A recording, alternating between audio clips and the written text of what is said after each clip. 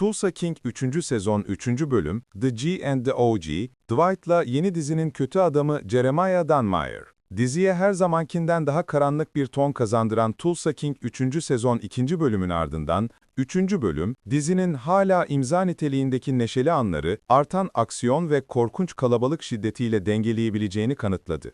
Dwight'ın, sürücüsüz bir arabaya silah çiğittiği o kadar gülünç bir sahnenin ardından, aptal FBI ajanı Musso için, bazı kişisel işleri halletmek üzere zorunlu bir yolculuğa çıkar. İkisi neredeyse arkadaş olmaya başlar. Ancak Dwight'ın mafya dünyasında olabilecek en kötü şey olduğunu, yani bir muhbir olduğunu kabul etmesini görmek, ilginç ve biraz kafa karıştırıcıdır.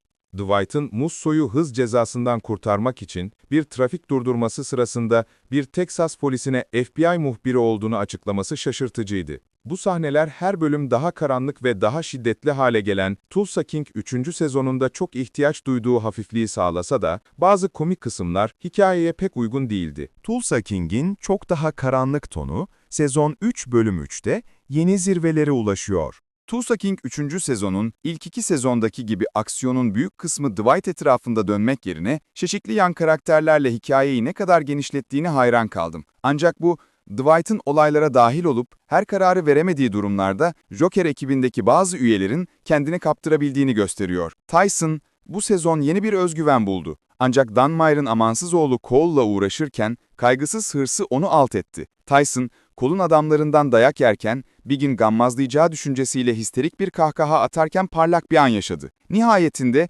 masum bir hayat söz konusu olduğunda gammazladı ve Montague'nun nadir viskisinin tüm gizli stoğu gecenin bir yarısı çalındı. Cole ve babası, Tulsa King'in ilk 2 sezonunda tek başlarına güçlü kötü adamlar olabilirlerdi, ancak Dwight'a karşı birlikte çalışmaları onlara dizi tarihinin en büyük tehdidi haline getiriyor. Bu öfkeli düşmanların Dwight'ın ekibinden birini, hatta daha da kötüsü sevdiği birini kaybetmesine yol açacağına şaşırırdım. Dunmire, Chicky'yi en iyi ihtimalle bir baş belası gibi gösteriyor. Tüm bunlara ek olarak Dunmire'ın bahçesinde donat yaparak ve ön kapısını ateşe vermeye yarım saniye kala kendi başına kontrol edilemez bir güç olduğunu kanıtlayan yeni gelen Cleo var. Mitch, Dwight'ın ekibinin bir parçası olmanın gerçekte ne anlama geldiğine dair temelleri atsa da, Cleo'nun Dunmire'a karşı olan kan davası herkesinkinden daha kişisel ve Dwight'ın onayı olsun ya da olmasın, muhtemelen kan davasına yönelecektir. Cole'un Tyson'a yönelik saldırısı Tulsa King'i yeni bir ahlaki çöküşe uğrattı. Tyson'la 1. sezonda ilk tanıştığımızda neredeyse hiçbir şeyden habersizdi ve Dwight'ın şoförü olarak iyi maaşlı bir işte çalıştığı için mutluydu.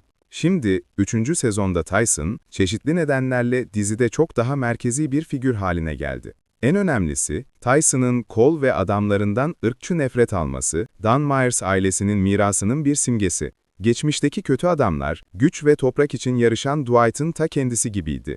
Birçok boş tehdit ve gözdağı taktiği vardı. Ancak işler sadece ara sıra kavgaya dönüştü. 3. sezon premieri, eviyle birlikte diri diri yanan bir adamla sona erdiğinden, Tulsa King'in çok daha karanlık bir hal alacağını biliyorduk. Ama özellikle de ilk andan itibaren bu kadar karanlık bir hal almasına şaşırdığımı söylemeliyim. Tyson'ın hala hayatta olmasının tek sebebi, paslanmaz çelikten yapılmış Cybertruck'ın 9 milimetrelik mermilere dayanıklı olması. Cole'un o silahları kullanan adamları, çarpık ve ırkçı bir zevkle bunu yapmaktan fazlasıyla memnundular ve Tyson'a karşı sergilenen bariz ırkçılığa, eşi benzeri görülmemiş bir kapı açtılar. Bu, karakterine yepyeni bir dinamik kazandırıyor ve umarız bu dinamik, zarardan çok fayda sağlar. Dunmire, Montague'nun 10 milyonlarca değerindeki tüm erzağına sahip olduğuna göre, Tulsa King'in bir sonraki bölümü kanlı bir savaşa yol açabilir. 3 bölümün ardından pek çok faktör ve karakterin devreye girmesiyle, Tulsa King her zamankinden daha karanlık bir hal alıyor olabilir. Ama bu yeni yoğunluk, şimdiye kadarki en gerilimli ve heyecanlı sezonu ortaya çıkarıyor.